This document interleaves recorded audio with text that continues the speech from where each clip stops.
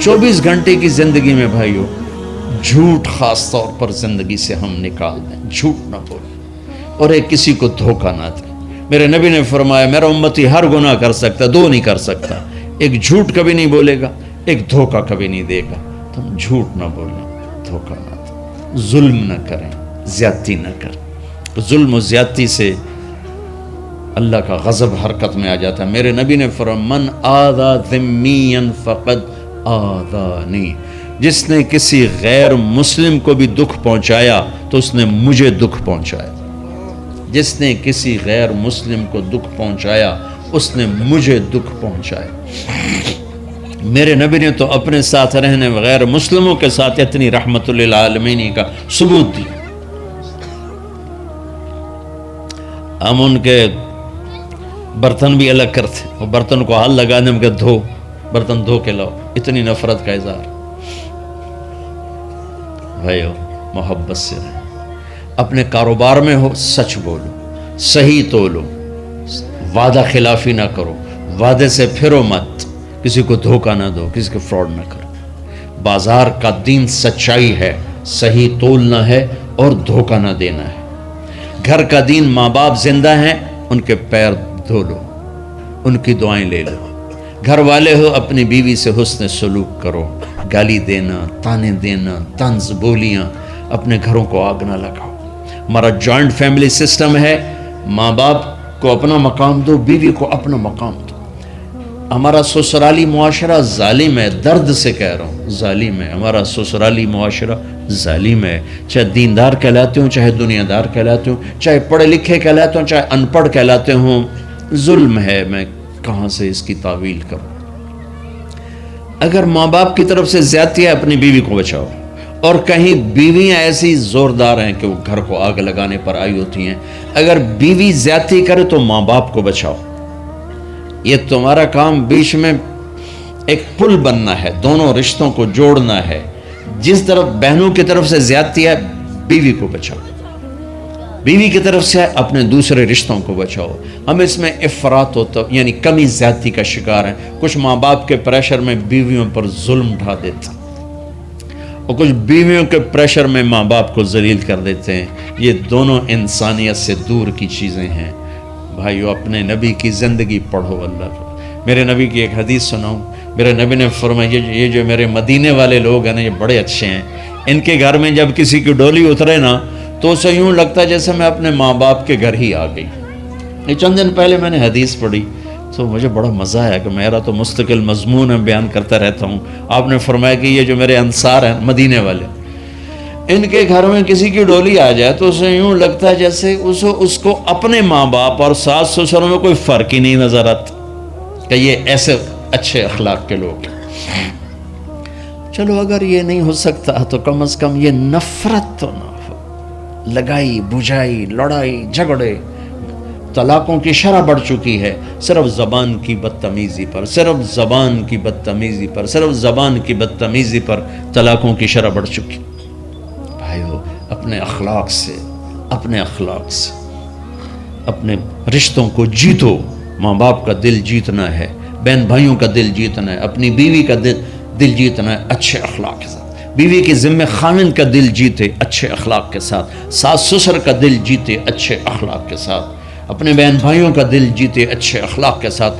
میرے رب کی قسم تم چپ رہنا سیکھ لو، عزت تمہارے قدموں میں آ کے گرے گی۔ جواب نہ دو، چپ ہو جاؤ، اللہ عزت تمہارے قدموں پہ لا کے کھڑا کر دے، تمہارے قدموں میں آ کے اللہ عزت کو گرائے گا۔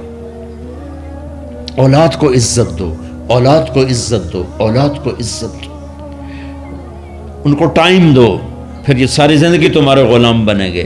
3 سال کے بچے کو اسکول میں دھکا دے دیا، آیا تو ٹیوشن والے کے پاس بھیج دیا اور خود اپنے مزے کیے، تو یہ اولاد کبھی تمہاری نہیں ہوگی۔ انہیں ٹائم دو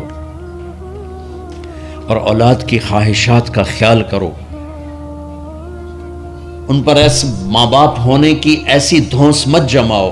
آج کل اولاد نافرمان ہے، آدھا قصور ماں باپ کا ہے، آدھا اولاد کا ہے، کہ یہ وہ شفقت اور وہ محبت اور وہ ٹائم نہیں دیتے، اس سے آگے بات خراب ہو جاتی۔ اور ایک بڑا حساس موضوع ہے، رشتے ناتوں میں اولاد کی رعایت کرو۔ اپنی اولاد کی پسند ناپسند کا خیال کرو، ان پر مسلط مت کرو۔ اولاد سے کہتا ہوں کورٹ کی شادیاں نہ کرو، عشق معشوقی کی شادیاں نہ کرو، یہ 99.9% ناکام ہو جاتی ہیں۔ زندگی اور چیز ہے، عشق معشوقی اور چیز۔ اپنے ماں باپ کی دعائیں برکتیں لے کر شادی کرو۔ لیکن ماں باپ سے کہتا ہوں اگر کہیں بچی کہہ دے میں نے نہیں کرنی یہاں، تو اللہ کے واسطے اس کی رعایت کرو، اس کو گائے بھینس نہ بناؤ کہ جس قلے نال مرضی جا کے بن چھڈو۔ انسان ہے، جانور نہیں ہے، انسان ہے۔ زندگی جس نے گزارنی اس کی رعایت کرو، اس کی رعایت کرو۔ اولاد سے کہتا ہوں ایسے لو میرج اور گرل فرینڈ بوائے فرینڈ ہمارا کلچر نہیں ہے، یہ ہلاکت اور تباہی کا راستہ۔ میں قربان جاؤں میرے نبی کہ صاحبزادی جنت کی عورتوں کی سردار کا رشتہ آسمان پہ طے ہو چکا ہے کہ علی کے ساتھ کیا جائے گا۔ خبر آ چکی، جبریل آ چکے ہیں کہ یا رسول اللہ فاطمہ علی کے لیے ہے، اور حضرت علی رشتے کا پیغام لے کر آئے ہیں، اور آپ فرما رہے ہیں انشاءاللہ۔ ہاں نہیں کی، کہا انشاءاللہ۔ ہاں تو ہو چکی ہے، انشاءاللہ۔ ہاں کیوں نہیں کی؟ ہاں ہو چکی۔ آپ کو سبق سکھانے کے، ہمیں شریعت سکھانے کے۔ گھر تشریف لے گئے، فاطمہ بیٹی علی کا رشتہ آیا ہے، ہاں کر دو۔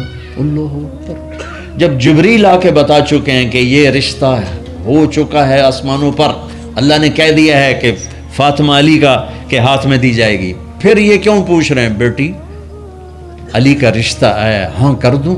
ہمیں سکھانے کی کہ کتنی بچیاں سسک کے زندگی گزار دیتی ہیں، ماں پیو زبردستی کر دیتے، کتنے بچے سسک کے زندگی گزار دیتے ہیں کہ ماں باپ زبردستی کر دیتے۔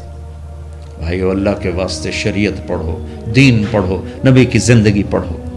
حضرت فاطمہ رضی اللہ تعالیٰ عنہ کا انکار کرنا تھا، کیا خیر آج کل کی شریف بچی بیچاری چپ کر کے کہتی ٹھیک ہے جی میں ماں پیو دی مرضی۔